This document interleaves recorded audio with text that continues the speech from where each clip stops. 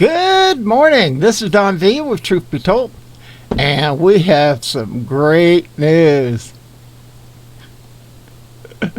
Before we move to it, please remember to subscribe. Over 90% of the people that watch my videos are not subscribers. It's completely free. And if you want the good stuff, check out Truth Be Told with the BE with Don V on Rumble. It's completely free as well. At any rate, let's go ahead and move to this quick report here. Yes, you're seeing it just like I am over here on the NBC, another communist news network. It says New York Governor Andrew Cuomo resigns after sexual harassment allegations. Woohoo! Finally, this piece of work is leaving. Facing an impeachment inquiry, the governor will now leave office in 14 days.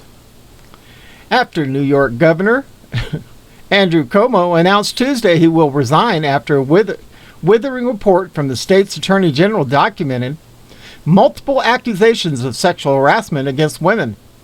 The decision heads off his almost certain impeachment and conviction in the state legislature. Given the circumstances, the best way I can help now is if I step aside and let government get back to government. And therefore, that is what I'll do because I work for you.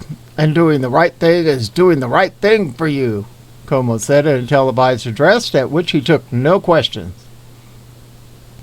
Lieutenant Governor Kathy Hochul, a fellow demon rat, will serve the rest of his term when the resignation becomes effective in 14 days. She will become the state's first female governor. Though Cuomo, 63, apologized to his accusers, he made it clear he did not believe he stepped over a red line requiring removal from office. Instead, he framed his decision as one necessary to avoid protracted argument and divisiveness that would bring the state's government to a halt. It's a matter of life and death, he said, referring to the immediate need to combat COVID. Government operations and wasting energy on distraction is the last thing government should be. I cannot be the cause. New York tough means New York loving, and I love New York, and I love you. Yeah, he loves your seniors as well. He sticks them in a COVID hospital. Everything I have ever done has been motivated by that love, and I would never want to be unhelpful in any way. Speaking to his 3 daughters, Cuomo said, I want them to know from the bottom of my heart I never did, and I never would intentionally disrespect a woman, treat any woman differently than I would want them treated, and that is the God's honest truth. I don't know which God you pray to, but I don't think it's the real one. Your dad made mistakes and he apologized and he learned from it. And that's what life is all about. After he was first hit with sexual harassment allegations this year, Cuomo ignored bipartisan demands that he resign and predicted the investigation that he authorized State Attorney General Letitia James to carry out what would exonerate him. Instead, the report alleged that he had harassed 11 women, 9 of whom were state employees, and subjected some of them to unwelcome touching and groping. His office also retaliated against one of the women after she spoke out about how she was treated, the report alleged. In the wake of the report, the state assembly began to organize impeachment proceedings. Local law enforcement officials also announced they were investigating whether criminal charges were appropriate. On Tuesday, Cuomo apologized for his behavior and thanked the women who came forward, but insisted that he had not intended to harass any of his accusers. I do hug and kiss people casually, women and men. I've done it all my life. It's who I've been since I can remember, Cuomo said. In my mind, I've never crossed the line with anyone, but I didn't realize to the extent to which the line has been redrawn. There are generational and cultural shifts that I just didn't fully appreciate. The resignation caps a remarkable fall from grace from the third-term governor, who was riding high in public opinion polls last year after his public briefings about the coronavirus pandemic in his hard-hit state were lauded. Cuomo intended to run for a 4th term next year, a feat his 3-term governor father Mario was not able to achieve. Cuomo's reputation took a major blow in January when James' office issued a report that found the state health department had underreported the COVID-19 death toll in nursing homes by as much as 50%. A top Cuomo aide was then caught on tape telling Democratic legislators that the administration took months to release the full data about nursing home residents, in part because of the worries that the information was going to be used against us by the Trump administration.